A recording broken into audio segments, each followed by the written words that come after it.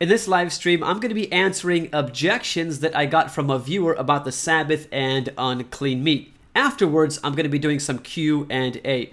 But before I get started, don't forget to subscribe to my channel and click the bell so you don't miss any of my future videos and live streams. Now, these objections came to me in the form of a letter, and I'm going to be reading them and doing my best to give you a biblical response. So let's get started. The first one is about the Sabbath. It says, as you know, most of America works 6 days and have Sunday as a day of worship and rest. This was well established before my wife and I were born. It is impossible for us to change the dynamics of Sunday in America since we are sincere in our worship and rest on Sunday.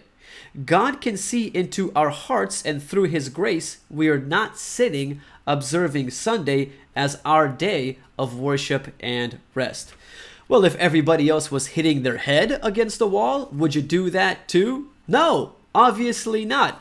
And if you're keeping the Sabbath, if you're keeping Sunday as the Sabbath, knowing that Saturday is the Sabbath, then that is wrong because you're breaking one of God's commandments, and that is sinning. 1 John chapter 3 verse 4 tells us, whosoever committeth sin transgresseth also the law, for sin is the transgression of the law.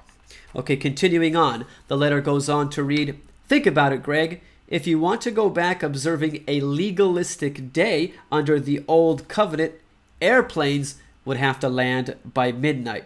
Pilots would be sinning. Ships would stop dead in the water. Trains would have to stop by midnight. Electric generating stations would have to shut down. Somehow, in America, we would have to change our clock 24 hours to comply. It can't happen.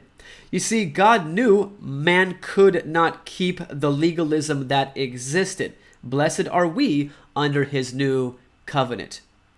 First of all, I don't understand why you can't keep the Sabbath on Saturday because of all of these challenges, yet you find no problem keeping the Sabbath on Sunday.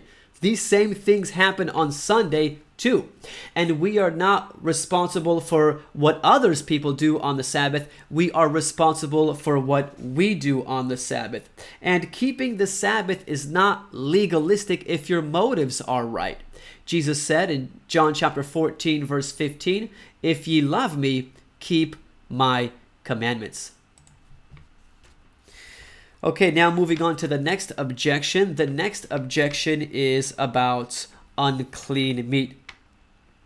He says, under the old covenant, God listed several animals as unclean to eat, and eating such was a sin. Greg, as you know the Bible very well, you have to know where God showed Peter the sheet of animals that he could eat. Peter saw what was also unclean and refused, whereon God rebuked him and said, do not call unclean that which I have cleaned. From this, he also realized the Gentiles were no longer unclean. No, that is not what that vision meant. At least it didn't mean that Peter can now eat unclean animals. Because first of all, we have no record of Peter ever eating unclean animals after that. I mean, when God said, arise, Peter, kill and eat, he refused 3 times. And we know what this vision means because the Bible gives us the meaning of the vision in Acts chapter 10, verse 28. It says, and he said unto them, you know how that it is an unlawful thing for a man that is a Jew to keep company or come unto one of another nation. But God hath showed me that I should not call any man, not any pig, common or unclean. The Jews viewed Gentiles as unclean and even called them dogs. But God showed Peter that he does not favor people by giving him that vision. That's why Peter said in Acts chapter 10 verses 34 through 35, then Peter opened his mouth and said, of a truth, I perceive that God is no respecter of persons, but in every nation he that feareth him and worketh righteousness is accepted with him. God still wants us to keep the Sabbath. out of love, and Christians should avoid eating unclean animals.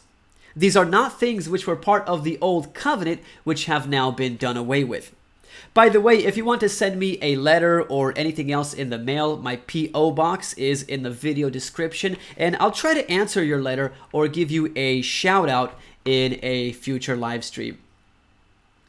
If you enjoyed this live stream, feel free to like it and share it. Click on the screen to check out some more of my videos. I have a lot of good Christian videos, which I'm sure you'll enjoy if you liked this one. Thank you for watching, and God bless you.